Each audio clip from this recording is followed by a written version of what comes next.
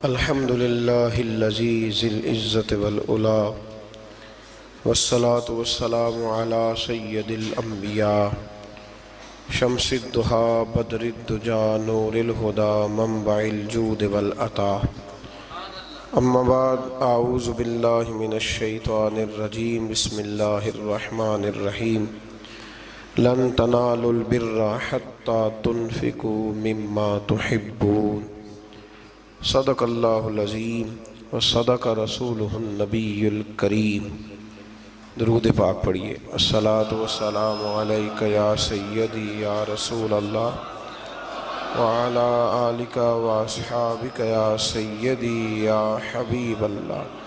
اللہم صلی علی سیدنا و مولانا محمد معدن الجود والکرم وآلہ وصحبہ وبارک وسلم۔ قرآن مجید فرقان حمید کے چوتھے پارے میں سے کچھ باتیں اللہ تبارک و تعالی قرآن مجید کی تفہیم کے اندر ہر غلطی سے محفوظ فرمائے اور اللہ تعالیٰ صحیح بات کو زبان پہ جاری فرمائے۔ چوتھے پارے کی پہلی آیت کریمہ میں اللہ تبارک و تعالیٰ نے فرمایا ہے کہ لن تنالوا البر حتی تنفقوا مما تحبون۔ فرمایا تم ہرگز بھلائی کو نہیں پہنچ سکتے جب تک تم اپنی پیاری چیز راہ خدا میں خرچ نہ کرو۔ اللہ تبارک و تعالیٰ چونکہ بندہ مومن کو ہر چیز سے زیادہ پیارا ہے، اور دوسرے پارے میں اللہ کریم نے فرمایا والذین آمنوا اشد حبا للہ، وہ لوگ جو ایمان لائے وہ اپنے رب سے شدید محبت کرتے ہیں۔ تو اللہ تبارک و تعالیٰ نے یہ قانون دیا کہ تم اگر بھلائی کو پانا چاہو، وہ بھلائی جو اللہ کا قرب تمہارے لیے آسان کرے، تو پھر اس کا نسخہ یہ ہے کہ جو تمہاری پیاری چیز ہے، جو محبوب چیز ہے، وہ اپنے محبوب رب کے رستے میں خرچ کر دو۔ ہمارے ہاں کیونکہ بہت دفعہ دین کو اس لیے سنا جاتا ہے کہ ہم الحمدللہ ماشاءاللہ، یا اگر عذاب اور سختی کے جملے آئیں گے تو استغفار پڑھ کے گزر جائیں گے۔ صحابہ کرام علیہم رضوان کے ہاں جب کوئی آیت کریمہ آتی تھی تو پھر اس کا پریکٹیکل ہوتا تھا، پھر اس پر عمل ہوتا تھا۔ جب یہ آیت کریمہ نازل ہوئی تو حضرت ابو طلحہ رضی اللہ تعالیٰ عنہ بہت زیادہ اللہ نے انہیں نوازا ہوا تھا، جائیدادیں تھیں، مکانات تھے، مال و اسباب تھا۔ ایک ان کا باغ تھا، اس پر انہوں نے بڑی محنت فرمائی تھی، بڑی خوبصورتی کے ساتھ اس کو انہوں نے سجایا سنوارا تھا، اور وہ اتنا نصیبوں والا باغ تھا کہ اللہ کے رسول علیہ السلام بھی اسے دیکھنے کے لیے تشریف لے جایا کرتے تھے۔ حضرت ابو طلحہ رضی اللہ تعالیٰ عنہ جب یہ آیت کریمہ نازل ہوئی تو حضور علیہ السلام کی بارگاہ میں حاضر ہوئے، عرض کی یا رسول اللہ صلی اللہ علیہ وسلم، میں نے اپنی ساری جائیداد کا حساب لگایا ہے، وہ باغ مجھے سب سے زیادہ پیارا ہے، تو یا رسول اللہ میں وہ باغ اللہ کے راستے میں خیرات کرنا چاہتا ہوں، مجھے بڑا ہی پیارا ہے، تو میں وہ دینا چاہتا ہوں، قبول کر لے۔ نبی کریم صلی اللہ علیہ وسلم نے فرمایا تیرا قبول ہو گیا، اب تو اس طرح کر اپنے جو تیرے رشتے کے بھائی ہیں، چچا زاد، مامو زاد، ان کے اندر تو بانٹ دے، تیری صلہ رحمی بھی ہو جائے گی اور رب کی بارگاہ میں تیری نیکی بھی قبول کر لی جائے گی۔ حضرت زید رضی اللہ تعالیٰ وہ حضور علیہ السلام کی بارگاہ عالی مرتبت میں حاضر ہوئے تو عرض کرنے لگے یا رسول اللہ صلی اللہ علیہ وسلم، یہ گھوڑا مجھے بڑا پیارا ہے، بڑا مجھے محبوب ہے، حضور میں اس کی بڑی خدمت کرتا ہوں، میں نے اسے پالا ہے، اس کا دھیان رکھتا ہوں۔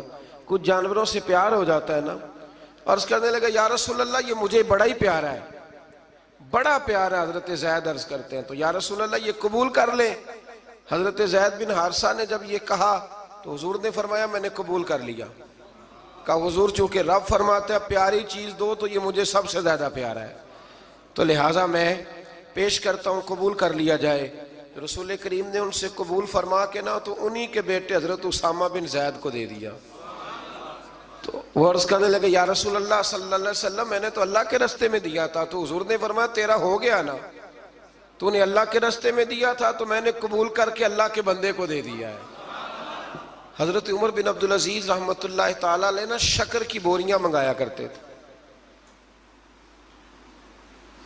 شکر کی بوریاں، گڑ کی بوریاں، اور بوریوں کی بوریاں خیرات کرتے۔ تو لوگ کہنے لگے حضور کچھ لوگ زیادہ شکر نہیں کھاتے، ان کو پیسے دے دیا کریں. آپ فرمانے لگے بھائی وہ بات میں کیسے کروں, میرا رب کہتا ہے پیاری چیز خرچ کرو. مجھے شکر بڑی پیاری ہے, مجھے تو روٹی نہ ملے 3 ٹائم تو میں شکر پہ ہی گزارا کر سکتا ہوں, تو وہ چیز اللہ کے راستے میں دوں گا جو مجھے بڑی پیاری ہے, بڑی محبوب ہے, جس کی مجھے بڑی چاہت ہے. تو میرے عزیز سمجھ لیں کہ جب آپ تحفہ خریدتے ہیں نا کسی کے لیے, تو جتنا بندہ محبوب ہوتا ہے اتنی ہی آپ اچھی چیز. ہمارے ہاں جب مسجدوں کے گلے کھولے جاتے ہیں نا, تو جتنے پھٹے نوٹ ہوتے ہیں سارے اسی میں سے نکل آتے ہیں, اور کئی ایسے نوٹ ہوتے ہیں جو کئی نہیں چل سکتے لیکن مسجد میں چل جاتے ہیں. اب کوئی منع کر سکتا ہے؟ پیاری چیز خرچ کریں اللہ کے راستے میں, محبوب چیز خرچ کریں. یہ پہلا سبق دیا چوتھے پارے کی ابتدا میں اللہ کریم. دیکھیں نا رسول پاک کو حضرت امیر حمزہ بڑے ہی محبوب تھے, حضور کو حضرت عمر بڑے ہی محبوب تھے, جناب عثمان غنی بڑے ہی محبوب تھے, حضرت ابو بکر صدیق بڑے ہی محبوب تھے, مولا علی شیر خدا بڑے ہی محبوب تھے, حضور کو امام حسن اور امام حسین بڑے ہی محبوب تھے. یہ بڑے محبوب تھے اور میرے رسول نے سارے اللہ کے راستے میں دے دیے. ان لوگوں کو شہادت کا درجہ مل گیا. محبوب چیز خرچ کریں. اس سے آگے جو آیات ہے اس میں اللہ کریم نے فرمایا ہے, مفہوم یہ ہے آیت کا, تفسیری مفہوم, کہ رب جب کسی پر کوئی چیز حرام کرے گا تو تب کوئی چیز حرام ہوگی.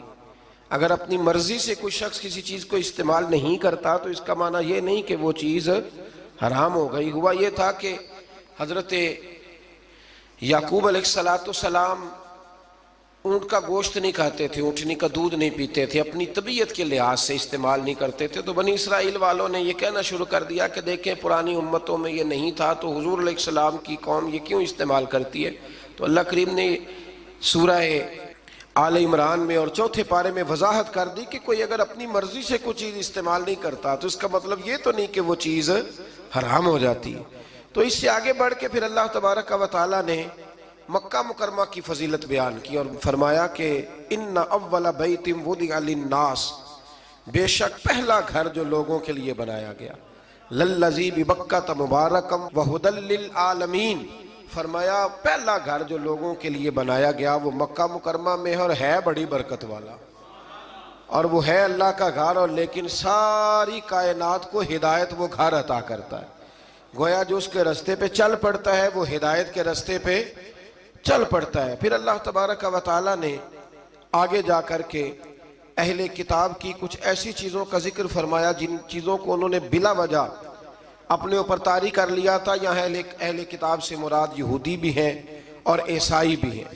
پہلے سے دوسرے رکوع میں اللہ تبارک و تعالی نے امت مسلمہ کو یہ حکم دیا ہے کہ کلمہ پڑھا ہے تو اب مرتے دم تک مسلمان ہی رہنا, اور اللہ سے ڈرنا تو اتنا ڈرنا کہ جتنا ڈرنے کا حق ہے, اور آخری دم تک تم نے مسلمان رہنا ہے. اور پھر اسی رکوع میں اللہ کریم نے حکم دیا کہ تم اللہ کی مضبوط رسی کو پکڑ لو, وَاعْتَصِمُوا بِحَبْلِ اللَّهِ, اللہ کی مضبوط رسی کو پکڑ لو اور جماعتوں میں تقسیم نہ ہو جانا, الگ الگ گروہ نہ بنانا. اس لیے میرے نبی پاک علیہ السلام نے فرمایا کہ امت کا جو سب سے بڑا گروہ ہونا اس کی پیروی کرو. اس کا نام کتب احادیث میں سواد اعظم آیا ہے کہ جو بڑی جماعت ہو نا مسلمانوں کی اس کی. اب پتہ کیا مصیبت ہے, جو آدمی تھوڑا سا سٹائل ذرا ہٹ کے ہوتا ہے نا اس کے پیچھے لوگ چلنے لگ جاتے ہیں. جو ذرا انوکھی بات کرتا ہے نا کہتے ہیں یہ تو سارے لوگ ہی کر رہے ہیں. جو تھوڑی ہٹ کے بات کرتا ہے نا کہتا ہے پچھلے سارے ہی غلط تھے, میں واحد بندہ ہوں جو ٹھیک آیا ہوں. لوگ اس کے پیچھے لگ جاتے ہیں. ایسا نہ کریں. مسلمانوں کی وہ جماعت جو عرصہ دراز سے آ رہی ہے, آپ دیکھ لیں داتا صاحب کو کتنے سال ہو گئے اور اسلام کو کتنے سال ہو گئے. داتا صاحب کے بھی پیر ہیں, ان کے بھی آگے پیر ہیں, اور ان کے مرشد حضرت جنید بغدادی ہیں. پھر بات کہاں تک آگے جاتی ہے تو آپ یہ غور فرمائیں کہ اس رسی کو تھامیں جس پر شروع سے لے کر مسلمانوں کا طریقہ چلا آ رہا ہے. قرآن مجید کی اسی پارے میں اللہ کریم نے ایک اور مضمون کو بڑے انوکھے رنگ میں بیان کیا ہے. فرمایا قیامت کے دن کچھ منہ کالے ہوں گے اور کچھ سفید ہوں گے, کچھ چہرے چمک رہے ہوں گے اور کچھ چہرے کالے سیاہ ہوں گے. یہ کالے وہ ہوں گے جو ایمان لانے کے باوجود کفر کرتے رہے. اسی آیت میں اللہ نے وضاحت کر دی اور فرمایا یہ جن کے منہ سفید ہوں گے نا، یہ قیامت کے دن جن کے چہرے روشن ہوں گے، یہ وہ لوگ ہیں جنہیں اللہ اپنی رحمت عطا فرمائے گا۔ یہاں بڑی باتیں مفسرین نے کی ہیں کہ یہ کچھ چہرے کالے ہوں گے، کچھ سیاہ ہوں گے، اس کا معنی کیا ہے؟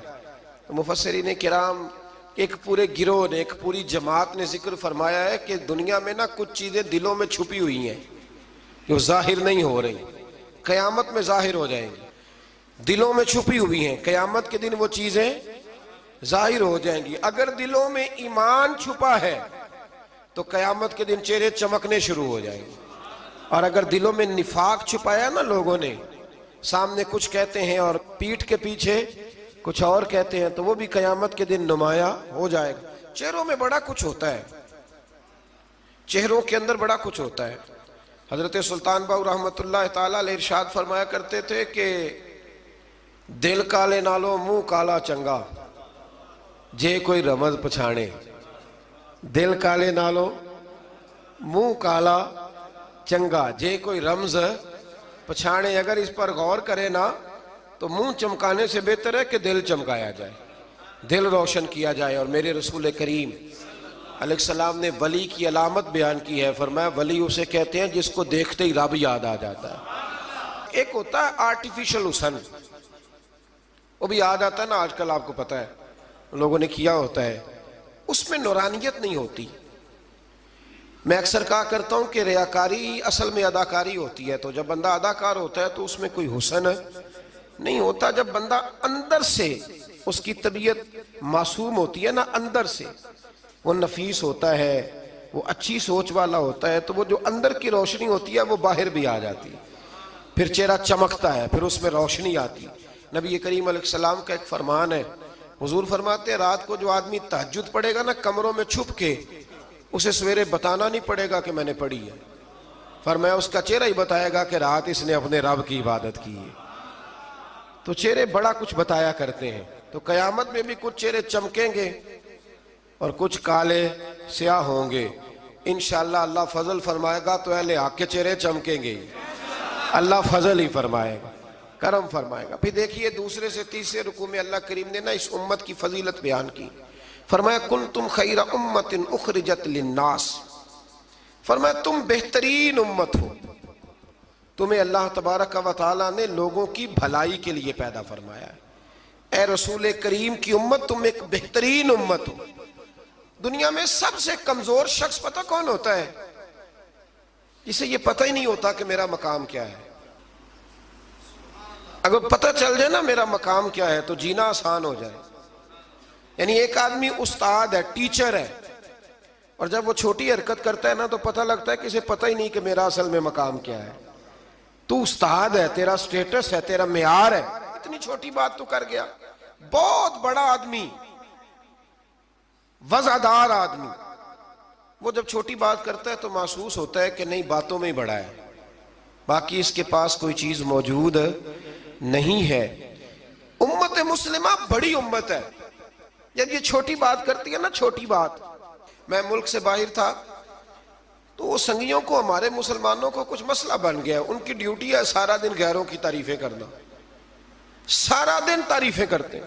ان کی سڑکیں دیکھی ہیں، ان کے مکان دیکھیں، ان کی فلانی چیز دیکھی ہے۔ تو میں نے ان سے کہا کہ میں نے تو سنا ہے کہ بچہ بالغ ہو جاتا ہے تو ابا خود کہتا ہے جا اپنا بندوبست کر، کہتا ہے کہ نہیں کہتا؟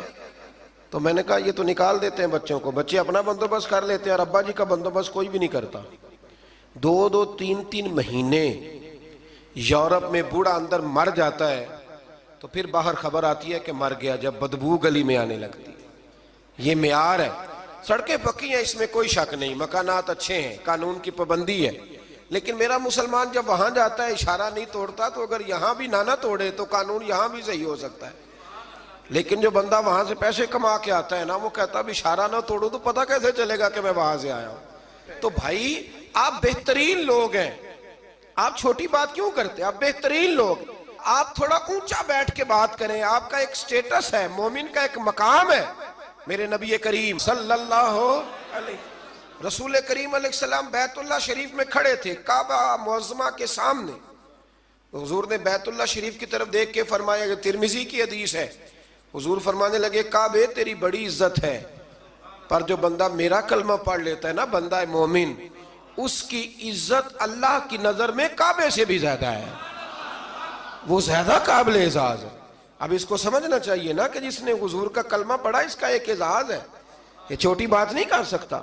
اور اعزاز کس وجہ سے ہے وہ بھی اللہ کریم نے ارشاد فرمایا، اخرجت للناس، اعزاز اس لیے نہیں کہ تیرا رنگ گورا ہے، اعزاز اس لیے نہیں کہ تیرا قد اونچا ہے، اعزاز اس لیے نہیں کہ تیرے پاس ڈگریاں زیادہ، تأمرون بالمعروف، امت مسلمہ کی شان اس لیے زیادہ ہے کہ یہ لوگوں کو بھلائی کا حکم دیتے ہیں، وَتَنْهَوْنَ عَنِ الْمُنْكَرِ، اور لوگوں کو برائی سے منع کرتے ہیں۔ اور یہ جو کام لوگ کرتے ہیں نا، خیر کا حکم دینا، برائی سے منع کرنا، یہ لوگ دنیا کے امام ہوتے ہیں۔ اب ہمارے ہاں کیا ہوتا ہے، ایک سازش ہوتی ہے، جن لوگوں کو ہم نے نیکی کا حکم دینا تھا نا، اللہ کی توحید کا پیغام دینا تھا، نبی کریم علیہ السلام کی رسالت کی بات جن لوگوں کو ہم نے کرنی تھی، جب ہمارا لیڈر اسی قوم کو بطور مثال یہاں بیان کرتا ہے، یعنی جس کے لیے حکم تھا کہ ہم اسے کہیں کہ تو کلمہ پڑھ لے، جب اسے ماڈل بنا کے ہمارے سامنے پیش کیا جائے گا کہ وہ بڑا اچھا ہے، تو ہم اسے کیسے کہیں گے کلمہ پڑھ؟ اور پھر اس سے اگلی بات یہ ہے کہ ہم تقریروں سے کلمہ پڑھانا چاہتے ہیں۔ تقریر بڑی مؤثر کام ہے، ضرور ہونی چاہیے، لیکن دنیا میں انقلاب عمل سے آتا ہے، عمل سے۔ صحابہ کرام علیہم رضوان نے بڑی بڑی تقریریں کی، بڑے بڑے جاندار وہ لوگ تھے کہ ایک جملہ کہتے تھے تو دنیا تڑپ اٹھتی تھی، لیکن ان کی تقریروں سے زیادہ اثر ان کے عمل میں تھا۔ حضرت بایزید بسطامی رحمۃ اللہ علیہ کا زمانہ تھا، تو ایک یہودی اور مسلمان کی دوستی تھی، تو اس یہودی نے مسلمان سے کہا کہ یار ہماری بڑی دوستی ہے تو دوستی پکی رہنی چاہیے، تو مسلمان کہنے لگا بالکل پکی رہے گی، میرے دل میں بھی بڑے دنوں سے خواہش تھی کہ دوستی پکی ہو جائے۔ تو کہا کیسے پکی ہو سکتی ہے؟ تو مسلمان کہنے لگا تو کلمہ پڑھ لے، دوستی۔ تو وہ یہودی کہنے لگا یار ناراض نہ ہونا، میں نے 2 اسلام دیکھے، کون سے والے اسلام کا کلمہ پڑھو؟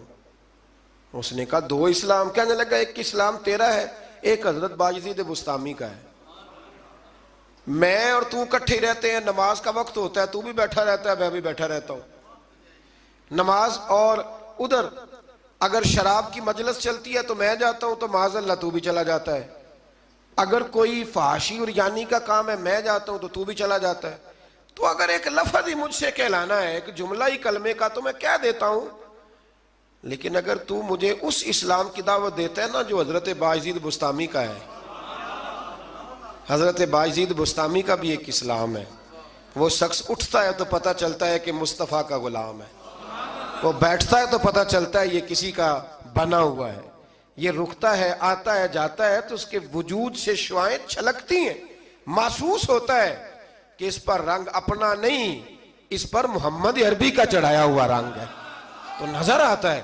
تو اگر وہ والا اسلام ہے تو میں قبول کرنے کو تیار ہوں، مجھے پڑھاؤ کلمہ۔ دیکھیں نا، ایک شخص سے میں نے کہا کہ تو سر پہ پگڑی باندھ لے، اور میں نے باندھی نہیں ہوئی، تو فوراً اس کے دل میں خیال آئے گا کہ اگر اتنی اچھی ہوتی تو آپ بھی تو باندھتے نا۔ یعنی وہ آدمی جو بزنس میں جھوٹ بول رہا ہے اور درجنوں جھوٹ بولتا ہے، وہ جب کسی کو سچ بولنے کا مشورہ دیتا ہے تو سامنے والا اس پہ ہنستا ہے، وہ کہتا ہے یار تو نہ ایسے کر، تجھے تو میں اچھی طرح جانتا ہوں تو کیا کہتا ہے۔ تو اللہ تبارک و تعالیٰ نے اس آیہ کریمہ میں ہمیں سمجھایا ہے، ارشاد فرمایا جا رہا ہے کہ تم بہترین امت اس لیے ہو کہ لوگوں کو بھلائی کا حکم دیتے ہو اور برائی سے روکتے ہو، منع کرتے ہو۔ اللہ تعالیٰ ہمیں سمجھنے کی توفیق عطا فرمائے۔ اگلے رکوع میں اللہ تبارک و تعالیٰ نے ارشاد فرمایا کہ بے شک جن لوگوں نے کفر کیا ہے نا، قیامت کے دن اپنا سارا مال دے کے، اپنی ساری جائیداد دے کے بھی اگر وہ جان چھڑانا چاہیں گے تو ان کی جان چھوٹے گی، وہ دوزخی ہیں تو دوزخ میں ہمیشہ ہی رہیں گے، دنیا کا مال قیامت کے دن کام نہیں آئے گا۔ تو بالکل اس سے متصل اللہ کریم نے پھر حکم دیا کہ کوئی چیز کام آنی ہے تو ابھی سے خرچ کر لو اللہ کے راستے میں۔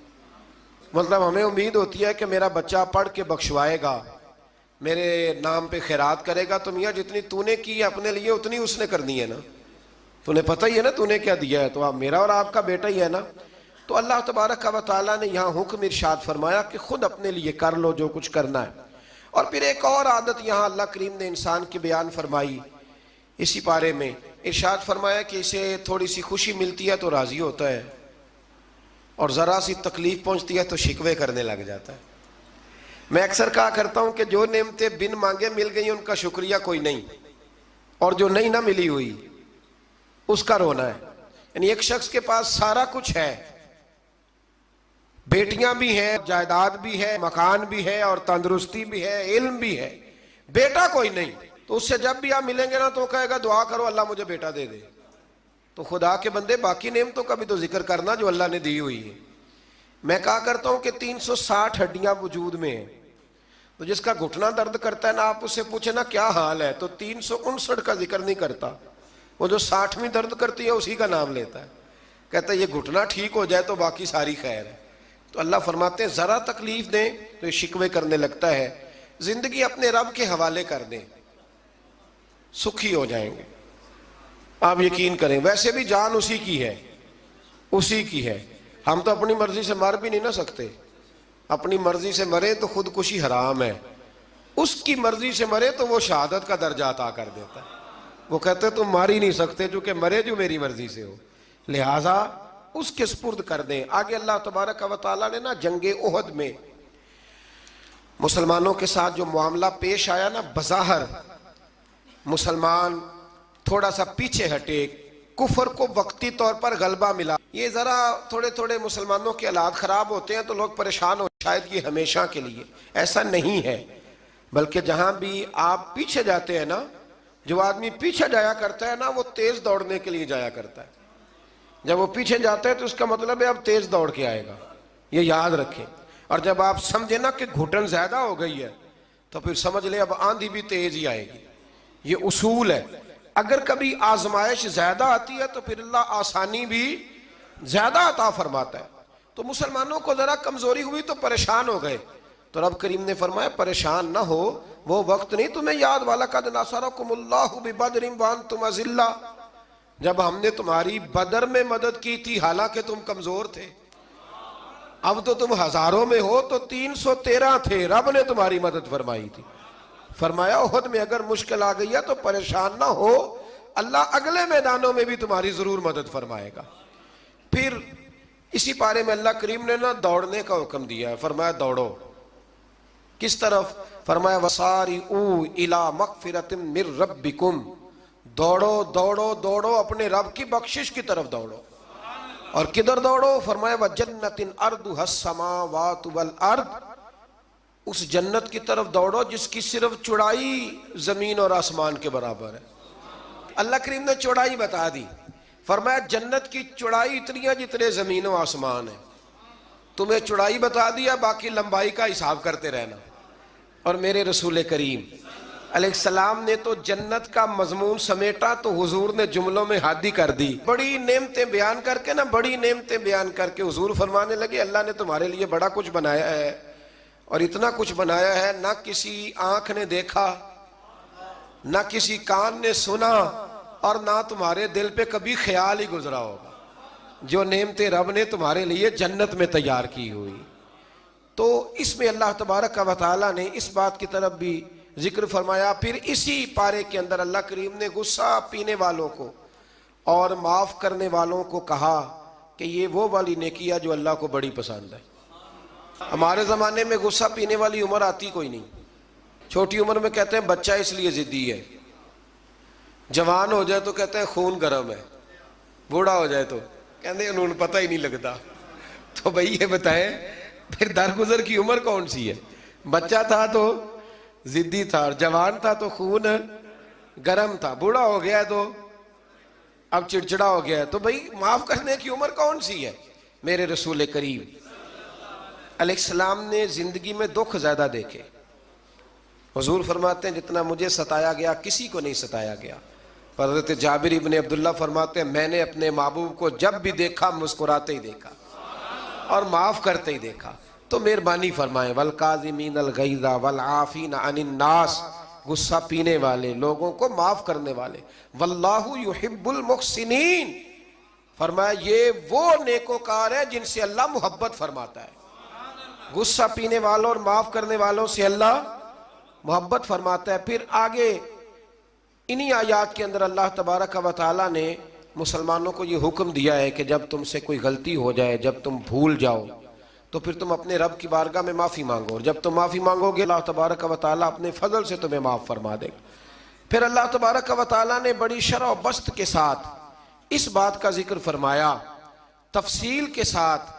احد کے اندر جب لوگ پریشان ہوئے تھے تو وہ شدید آزمائش کا شکار تھے، تو مالک کریم نے انہیں تسلی دی، فرمایا یہ تمہاری آزمائش وقتی ہے، آنے والے وقت میں اللہ تمہیں کامیابیاں عطا فرمائے گا۔ احد کے بعد پھر جتنا بھی جہاد ہوا سب میں میرے رب نے کامیابیاں عطا فرمائی۔ پھر اسی پارے میں اللہ تبارک و تعالیٰ نے آیت نمبر 159 کے اندر رب کریم نے نبی کریم علیہ السلام کی سیرت کا ایک خاص پہلو بیان فرمایا ہے، حضور کی سیرت کا، زندگی کا ایک خاص عنصر بیان کیا، اور اللہ کریم نے فرمایا محبوب اللہ کی کیسی رحمت ہوئی کہ آپ اپنے غلاموں کے لیے نرم دل ہو گئے۔ یہ اللہ تعالیٰ کی کیسی رحمت من اللہ لنت لہم، آپ ان کے لیے نرم دل ہو گئے۔ وَلَوْ كُنْتَ فَظًّا غَلِيظَ الْقَلْبِ، اگر آپ سخت دل ہوتے یا سخت مزاج ہوتے، لَانْفَضُّوا مِنْ حَوْلِكَ، تو یہ آپ کے پاس سے بکھر جاتے، یہ بیچارے آپ کے پاس پھر بیٹھ سکتے۔ یہ سخت مزاج جو آدمی ہوتا ہے اس کے پاس لوگوں کا جمع غفیر نہیں ہوتا، اس کے پاس سے لوگ ٹوٹنے لگ جاتے۔ اچھا وہ اور چکر میں پڑ جاتا، کہتا دیکھا میرا روب، کوئی میرے پاس نہیں بیٹھتا، کسی کی جرت ہے میرے پاس بیٹھے؟ میں نے کہا روب نہیں جناب، آپ مان کیوں نہیں لیتے کہ آپ اخلاقی طور پہ بڑے کمزور ہیں؟ آپ کے اپنے بچے بھی، میں ابا جی کو جانتا ہوں، کئیوں کو جو گھر جاتے ہیں تو بچے چھپتے ہیں اور تسبیح پڑھتے ہیں کہ ابا جی واپس کب جائیں گے گھر سے۔ تو یہ کوئی معیار ہے؟ رسول کریم صلی اللہ تعالیٰ علیہ وسلم کی طبیعت کے اندر وہ خاصیت تھی کہ ہر چھوٹا بڑا میرے محبوب کی بارگاہ میں جا کے اپنا دکھڑا سنا لیا کرتا۔ حضور معاف کرتے تھے، نبی پاک محبت فرماتے تھے، تو اپنی زندگی کے اندر وہ سارے معاملات پیدا کریں۔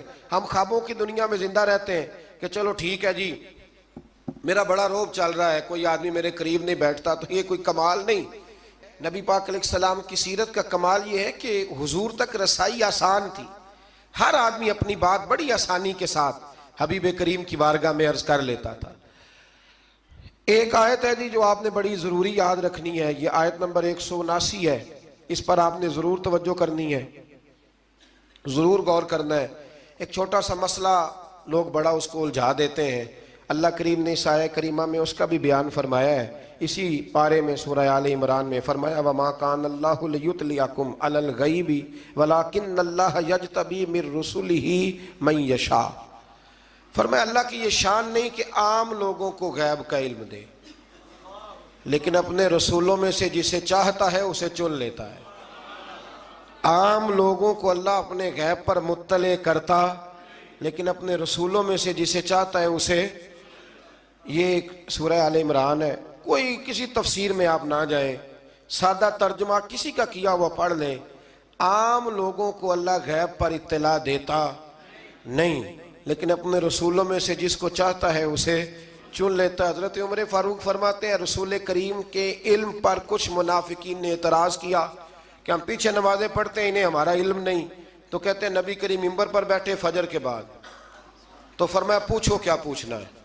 حضور نے اتنا بیان کیا کہ ظہر کی نماز ہو گئی، پھر زور پڑھ کے حضور دوبارہ منبر پر بیٹھے، اتنا بیان کیا کہ عصر ہو گئی، پھر عصر پڑھ کے حضور منبر پر بیٹھے، اتنی باتیں بیان کی کہ مغرب ہو گئی۔ حضرت عمر کہتے ہیں حضور نے ہمیں اتنی باتیں بتائیں کہ جہنمی جہنم میں چلے گئے، جنتی جنت میں چلے گئے۔ اور حضور پھر بیان کرتے ہے کوئی پوچھنے والا تو پوچھو مجھ سے کیا پوچھنا چاہتے ہو۔ ہمارے استاد تھے، شیخ تھے علامہ تحسین رضا صاحب بریلی شریف میں، انہوں نے ایک قطعہ کہا تھا بڑا شاندار، کہنے لگے علم غیب رسول کے منکر اس حقیقت کو بھول جاتے ہیں، غیب مانا کہ راز ہے لیکن راز اپنوں سے کب چھپاتے ہیں۔ اور اعلیٰ حضرت نے تو قلم توڑ دیے، فرمانے لگے اور کوئی غیب تم سے نہا ہو بھلا جب خدا ہی نہ چھپا رہا، جو سب سے بڑا غیب ہے جب نبی پاک نے اسے ہی دیکھ لیا ہے تو پیچھے کیا رہ گیا۔ تو اس لیے اس آیہ کریمہ میں اللہ کریم نے اس مسئلے کو حل فرما دیا۔ ہاں ایک بات ضرور ہے، اس پر ضرور آپ حضرات توجہ کریں کہ اللہ کے انبیاء کی اور نبی کریم علیہ السلام کی بھی کوئی چیز بھی، کوئی طاقت بھی ذاتی نہیں، جو بھی ہے اللہ کا عطا کرتا ہے۔ کوئی چیز بھی ذاتی، علم غیب بھی ذاتی نہیں، اللہ کا دیا ہوا ہے۔ آگے سورہ نساء آ جاتی ہے۔ سورہ نساء کے اندر نا اللہ کریم نے بالکل آغاز میں ارشاد فرمایا کہ یا ایھا الناس اتقوا ربکم الذی خلقکم من نفس واحدہ، اے لوگو اپنے رب سے ڈرو جس نے تمہیں ایک جان سے پیدا فرمایا۔ ایک بہت بڑے پیر صاحب کے صاحبزادے نے نا ایک شخص سے کہا کہ میرا ذرا خیال کرنا، میں فلاں بزرگ کا صاحبزادہ ہوں۔ تو آدمی کہنے لگا تو بھی ذرا خیال کرنا، میں بھی نبی کا صاحبزادہ ہوں۔ اس نے کہا تو کس نبی کا؟ کہنے لگے حضرت آدم علیہ السلام کا۔ تو چپ کر کے کہنے لگا بات تیری ٹھیک ہے، کیونکہ سارے حضرت آدم کی اولاد ہیں۔ یہ جو قبائل بنائے جاتے ہیں نا، قبیلے، یہ تعارف کے لیے بنائے جاتے ہیں، صرف تعارف کے لیے کہ پتہ چل جائے اس کا فلاں قبیلے سے تعلق ہے، اس کا۔ اور برادریوں میں بھی جو قبیلے ہوتے تھے وہ ایک برادری کی بھی مختلف شاخیں ہوتی تھیں، مختلف شاخیں۔ قریش، بنو امیہ یہ قبیلہ ایک تھا، پھر اس کی آگے شاخیں ہو گئیں اور بہت سارے لوگ تھے جو تقسیم در تقسیم ہوئے، شاخیں بنتی جاتی ہیں۔ تو یہ سارا کچھ کیا ہے؟ تعارف کے لیے ہے، ورنہ اولاد سارے کس کی ہیں؟ حضرت۔ اور نبی پاک علیہ السلام نے جب خطبہ دیا نا حجت الوداع کا، تو حضور نے اعلان فرما دیا، فرمایا نہ کوئی بڑا ہے، نہ کوئی چھوٹا ہے، نہ کوئی گورا ہے، نہ کوئی کالا ہے، نہ کوئی عربی ہے، نہ کوئی اجمی ہے۔ ہاں، ان اکرمکم عند اللہ اتقاکم، اللہ کی نظر میں اس کی عزت زیادہ ہے جو زیادہ پرہیزگار ہے۔ ابھی تک یہ مصیبت بنی ہوئی ہے ہمارے معاشرے میں، ابھی تک برادریزم کی۔ اور کوئی عجیب سا ہی معاملہ ہے، سمجھ میں نہیں آتا کہ یہ کہاں جا کے حل ہوگا۔ ایک ہی برادری سے دو لوگ ہیں، ان سے کہا گیا کہ جناب وہ آپ نے کہا تھا کہ راجپوت فیملی میں رشتہ مل جائے تو اچھا ہے، تو مل گیا، کر لے۔ کہنے لگے نہیں کرنا، یہ مہاجر ہیں، ہم مقامی ہیں۔ تو ٹھیک ہو گیا بھئی، اب کتنی تقسیم اور کرنی، یعنی اس سے بھی آگے اور پھر اس سے آگے تقسیمیں۔ اور یہ اتنی خوفناک تقسیم ہے کئی دفعہ پریشان ہو جاتے ہیں کہ قوم کتنی کو بٹے گی، کتنی کو بٹے گا۔ آپ یہ جو تقسیم ہے نا، اس تقسیم سے نکلیں۔ اب آپ یہ مزاج بنائیں کہ بھئی یہ نہیں کہ ان کو کھانا بنانا نہیں آتا، معاملہ یہ ہے کہ ان کا ٹیسٹ اپنا ہے، ہمارا ٹیسٹ، تھوڑی وحدانیت کی طرف جائیں، امت واحدہ بننے کی کوشش کریں۔ ایک تقسیم ایسی ہے بد عقیدگی کی کہ جس سے نکلا نہیں جا سکتا، جو بد عقیدہ ہو گیا اس کے ساتھ کیا صلح ہو سکتی ہے۔ لیکن باقی کوشش کریں، جو اپنے ہیں نا اپنے، ان کی غلطیوں سے درگزر کریں، انہیں قریب کریں، چھوٹی موٹی کمزوریاں دور کریں، محبت کے ساتھ ذکر کریں، خیر کی بولی بولیں، اپنوں کی باتیں اپنوں میں رکھیں، اور کوشش کریں دل تھوڑا بڑا رہے، محبت تھوڑی بڑی رہے، پیار تھوڑا بڑا رہے، وفا تھوڑی بڑی رہے۔ اس سے آپ کا دل بھی بڑا ہوگا اور لوگوں کے اندر محبت بھی زیادہ پیدا ہوگی۔ اللہ ہمیں سمجھنے کی توفیق عطا فرمائے۔